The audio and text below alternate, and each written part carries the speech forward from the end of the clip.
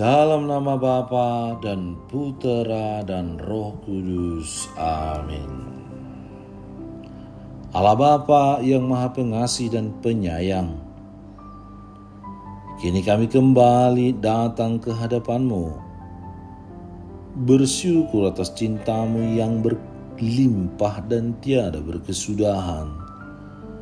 Kami mohon bantulah kami untuk senantiasa mampu menemukan butir-butir kasih dalam setiap pengalaman hidup kami, dan bukalah pintu hati kami serta pikiran kami dalam membaca dan merenungkan sabda-Mu hari ini, sehingga kami dapat menemukan cinta-Mu lewat sabda dan permenungan yang kami geluti. Engkau kami muliakan kini dan sepanjang segala masa. Amin. Tuhan bersamamu dan bersama rohmu. Inilah Injil suci menurut Lukas. Dimuliakanlah Tuhan.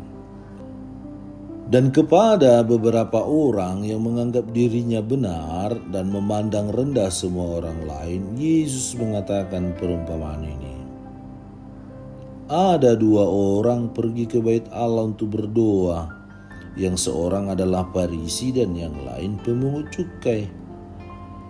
Orang Farisi itu berdiri dan berdoa dalam hatinya begini, "Ya Allah, aku mengucap syukur kepadamu karena aku tidak sama seperti semua orang lain, bukan perampok, bukan orang lalim, bukan pezina, dan bukan juga seorang pemungut cukai ini.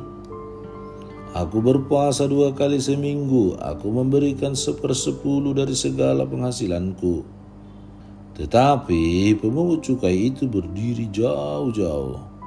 Bahkan ia tidak berani menengadah ke langit, melainkan ia memukul diri dan berkata, "Ya Allah, kasihanilah aku orang berdosa ini." Aku berkata kepadamu, orang ini pulang ke rumahnya sebagai orang yang dibenarkan Allah dan orang lain itu tidak. Sebab barang siapa meninggikan diri, ia akan direndahkan. Dan barang siapa merendahkan diri, ia akan ditinggikan. Demikianlah sabda Tuhan. Terpujilah Kristus.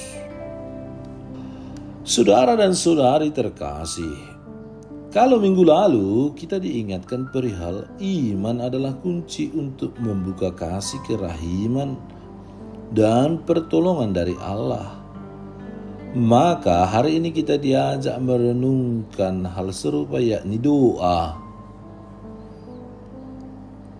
Apa itu doa atau berdoa? Banyak orang memahami doa sebatas rumusan atau yang agak maju menyebut sebagai komunikasi manusia dengan Allah. Rumusan pertama amat miskin akibatnya. Seringkali orang merasa sudah cukup kalau sudah mengucapkan doa formalitas itu, apalagi didasarkan pada rutinitas atau rubrik yang sudah terpaku mati. Rumusan kedua lebih maju. Sesudah melihat doa sebagai suatu relasi timbal balik manusia dengan Allah, adanya komunikasi antara manusia dengan pencipta. Sayangnya rumusan ini seringkali tidak diwujud nyatakan dalam praktek. Contohnya, kita lihat kebiasaan kita berdoa. Apakah saat kita berdoa, entah pribadi ataupun bersama, apakah kita sungguh-sungguh memberi hati dan telinga kita untuk juga mau mendengarkan Tuhan yang bersabda, Tuhan yang berbicara saat kita berdoa? Ataukah kita mempraktikkan doa jenis berikut, memulai dengan tanda salib, lalu kita sampaikan doa kita, dan begitu lengkap yang kita sampaikan, kemudian kita tutup dengan tanda salib lagi? Kalau benar demikian, pertanyaannya adalah, kita sudah omong kepada Allah, lalu kapan Allah bicara kepada kita? Kita meminta Allah mendengarkan doa kita, lalu kapan saatnya kita mendengarkan permintaannya? Dialog, komunikasi satu arah, bukan dua arah.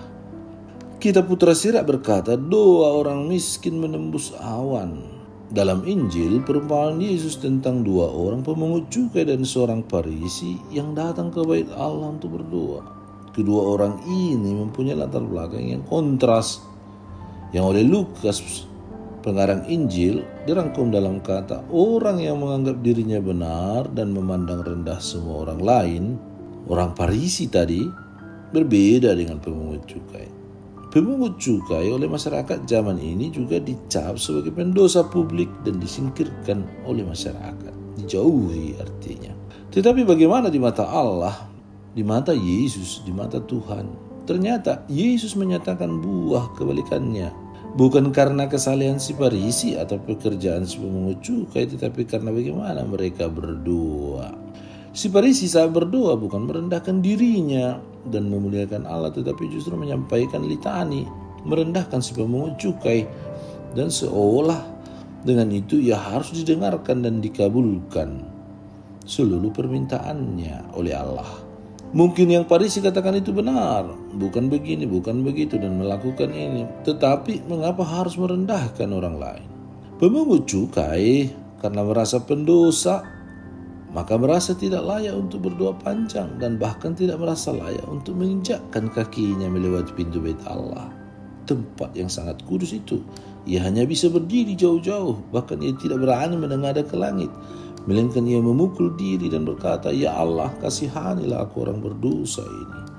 Orang yang merendahkan dirinya di hadapan Yang Maha Kuasa. Kerendahan hati dan hormat kepada sesama adalah salah satu wujud iman yang benar dan menjadi sempurna dan menjadi seumpama keran untuk membuka aliran berkat dan kerahiman Allah.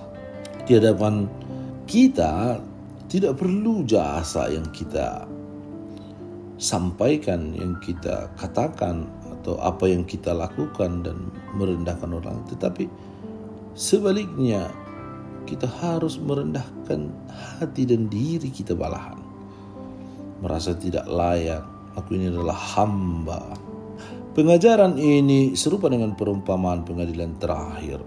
Domba di sebelah kanan dan kambing di sebelah kiri.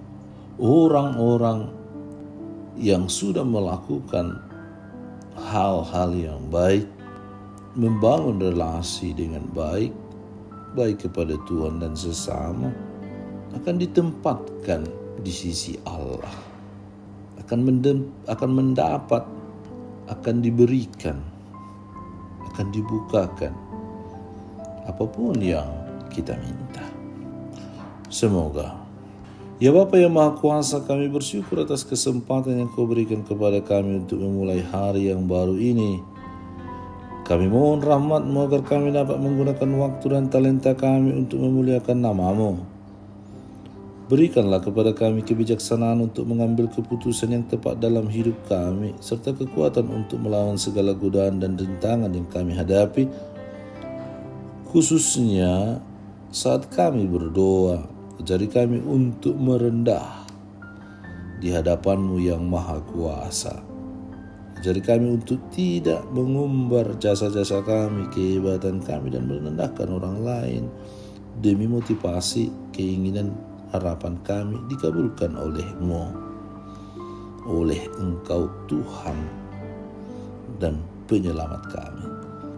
Amin. Tuhan bersama-Mu dan bersama Roh-Mu. Semoga saudara sekalian dilindungi, dibimbing, dan diberkati oleh Allah yang Maha Kuasa, Bapa dan Putra dan Roh Kudus. Amin.